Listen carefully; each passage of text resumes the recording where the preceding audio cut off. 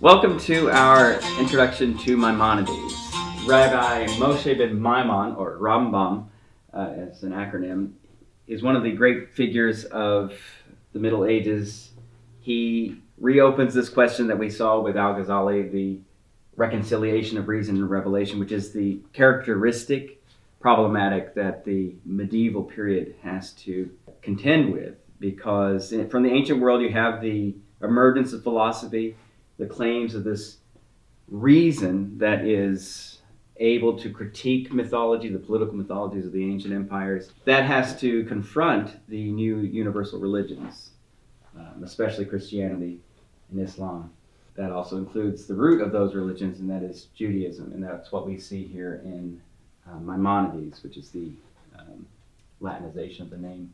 He was born in 1135 in Cordoba. That was one of the grand cities of medieval Europe, far greater than most other cities on the continent. The prime city at that time in Al-Andalus, or Andalusia, that is Muslim Spain. The Umayyads had, when they were still the caliphs, they had swept across North Africa and had invaded the European continent in 711. And got all the way up into Gaul, and then we have the famous Battle of Tours when Charles Martel, as the story is told, checked their advance into Europe. It's not clear they would have been able to go much farther given the nature of their military advantages. That's when the Umayyads still ran the Islamic world as it was. In 750, as we've seen before, the Abbasids overthrew the Umayyads, and the one remaining member of the royal family, remaining royal male, went to Andalusia and set up the Emirate of Cordoba. So there was now a new Umayyad power base in Spain. And that was in 750 when the Abbasids took over in the east. At a time of great turmoil, under the Abbasid Caliphate, there were many different claimants to regional power. In 909, you get the Ismaili Shia origins of the Fatimid Caliphate, and in that context, the Umayyads claimed the caliphate for themselves in 929. Under the Umayyads in Andalusia, there was a great flourishing of tolerance, of cultural exchange between the Muslims, Jews, and Christians that were the population. There was great learning that occurred in Cordoba in the year 1000. There was probably a population of 500,000 when the greatest cities of Europe would have been much more than 40,000, and not many of those would have reached that. So the Islamic world was just on a completely different level of civilization than what we call Christendom at the time, or Western Christendom. Unfortunately, the more easygoing Umayyads, which lived with the other co-religionists under a system of dhimmi, which is a protected but second-class citizen status for the Jews and the Christians, who had to declare their loyalty, be loyal subjects of the Muslim rulers, and they had to pay a tax, the jizya. But other than that, it was a fairly tolerant regime. Berbers, that is these nomadic tribes from northern Africa, which were the main soldiers of the Islamic conquest across North Africa up into Andalusia, there was a new Berber power, and these are all Sunnis as opposed to the Fatimids, who were Shia. The Sunni Berber Almoravids displaced the Umayyads after 1031, and that was the regime that was in control when Maimonides was born. They were originally, when they took over, more rigorous than the Umayyads they had displaced. But as many of these rulers, when they came from civilizations that were less advanced, gained control, they started to want to have the same cultural cachet, so they would become more tolerant, softer in their mores and so the when you don't have that happen, say with the Mongols, then you have something very threatening. Well, the Almahads were another Berber group that arose in the Maghreb and the western part of North Africa, and they displaced the Almoravids when Maimonides was about 13 years old. And they destroyed the system of dhimmi and said, Jews and Christians, you either have to convert, go into exile, or be killed. And so that was the family of Maimonides left.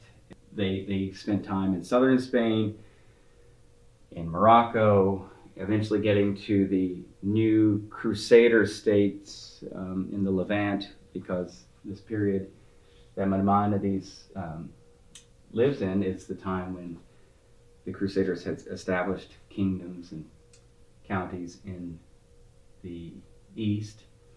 They didn't find themselves very welcome there, so eventually in 1168 they got to Egypt, to Cairo, where the Fatimid Caliphate was in control. That caliphate wouldn't last much longer after Maimonides' arrival. Saladin, the great noble general, he took over from the Fatimids, displaced them. He was a Sunni Kurd, so he displaces the Shiite caliphate and sets up his own Ayyubid dynasty, which brings Egypt and Syria under the Abbasid Caliphate again. So that's the power situation under which Maimonides lives his later years. Saladin will go on to reconquer Jerusalem in 1187. He's a truly remarkable figure. Again, one of the three Muslims that Dante has as righteous pagans in limbo, along with Averroes and Avicenna. Averroes, it should be noted, is a contemporary of Maimonides who comes from the same Andalusian atmosphere. He and Maimonides will have a great influence on the rising Latin scholasticism. Saladin, one last biographical note here, he appoints Maimonides to become leader of the Jewish community, the Nagid, and that his family will hold that position for a very long time. He was also court physician to Saladin, so Maimonides was able to live a life in this Islamic world with some success. So that raises this question: can one live a coherent life as both a believer and a rationalist? And in a way, Maimonides has to find an accommodation, because he's a believer in a religion that is not the religion of those in power. So he has to find grounds on which he can commune, as it were, with those with power. But he's also very deeply moved by the claims of philosophy. He feels the claims of reason within himself. He feels that very deeply, while also being a pious Jew. And we've seen this dynamic with Al-Ghazali before, whereas Al-Ghazali will tip that balance between reason and revelation more towards the piety side,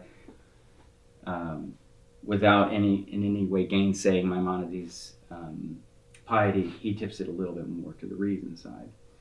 That being said, his greatest work, the Mishneh Torah, the repetition of the Torah, is still considered the definitive comment on the halacha, which is the written and oral Torah together. That is, it's the great codification of Jewish law, taking into account both the Torah as written, the first 5 books of the Bible, along with the very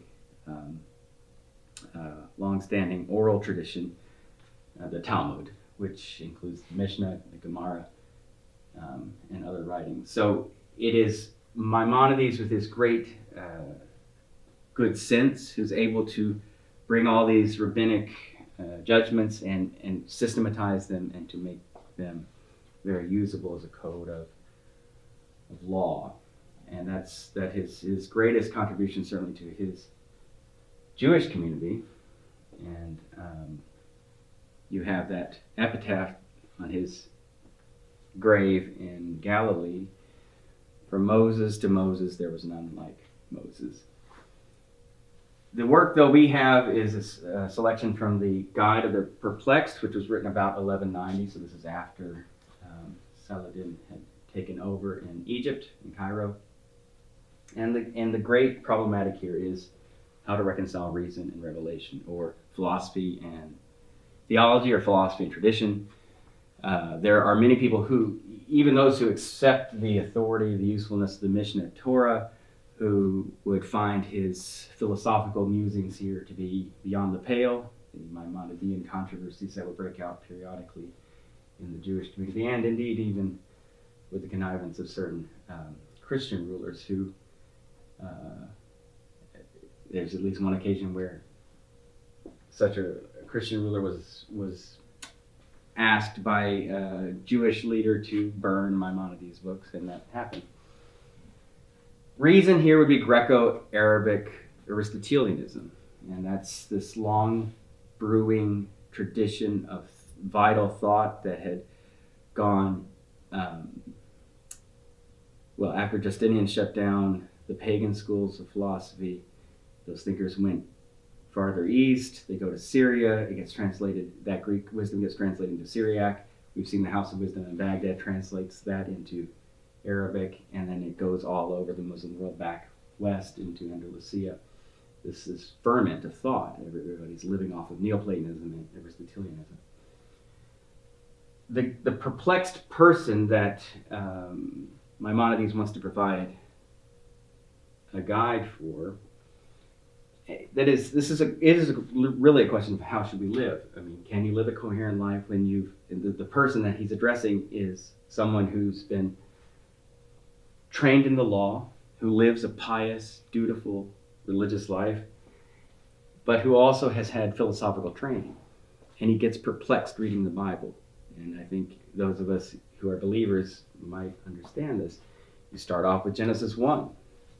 And you say, what does this mean? And what we have in the guide is a way of trying to honor the claims of reason and the claims of revelation as something that reveals essential wisdom for life. Now, one of the great questions is he in fact submitting the Bible to the bar of reason? And that's always going to be a question that a believer will ask. Al-Ghazali might read the guide and say, I'm not sure if you got the balance right. But a couple of the tools that Maimonides uses are essential, and it will be very essential for the scholastics. The first one, above all, the apophatic or negative theology of Maimonides, which is very much a Neoplatonic trait. That is, the point isn't what we can say about the concrete nature of God. The point is we have to say he is not this, he is not that. He's not limited. He's not like other beings. He is not constrained by space and time and so on. So one thing here is, of course, to affirm the divine incorporeality. So even though in the scriptures you have all kinds of images that seem to indicate that God has body parts, he's going to be very clear in saying that's not so. And that will be controversial in the Jewish community, where it wasn't necessarily ever defined by anybody that it's just flat out not the case that God is without a body. But Maimonides says that's so. God doesn't have parts. The other method is allegorical. This is something that's rooted, that Christians are very used to, would have been used to from St. Paul on, of reading the scriptures as having both an obvious literal meaning, but then also an allegorical meaning. He takes this up, which is not the most common thing for the Jewish exegete at this time. So, for instance, reading Genesis 1 in terms of not 7 calendar days, but in terms of some other meaning, so allegorical meaning. He will also have to read the Merkava, a mystical text, especially the great passage in Egypt, where in Ezekiel, where the prophet sees God, again, seems to have bodily aspects, on this fiery chariot of cherubs, and cherubim and seraphim.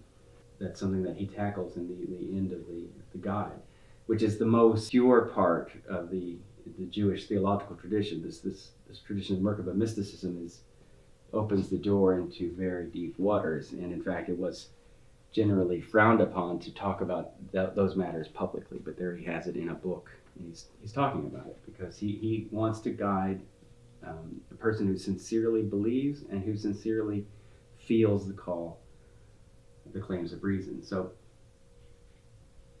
I hope that as we look at this text, we try to enter into this worldview. We feel, whether or not we are believers or not, whether or not we have biblical faith, we can respect that Maimonides is trying to earnestly contend with claims for the shape of ultimate reality, trying to honor things that don't neatly fit together. And I think that's a useful exercise because regardless of what our ultimate commitments are, it is the case that there is profound ambiguity in the life that we live, and it is probably a matter of self-awareness to recognize we've got dueling commitments when it comes to the shape of ultimate reality, and it's worthwhile to mindfully try to reconcile them. And Maimonides, the great Rambam, does this so beautifully in this text, and I hope you will find that the medieval project of reconciling reason and revelation finds a vital place in your imaginative and existential project.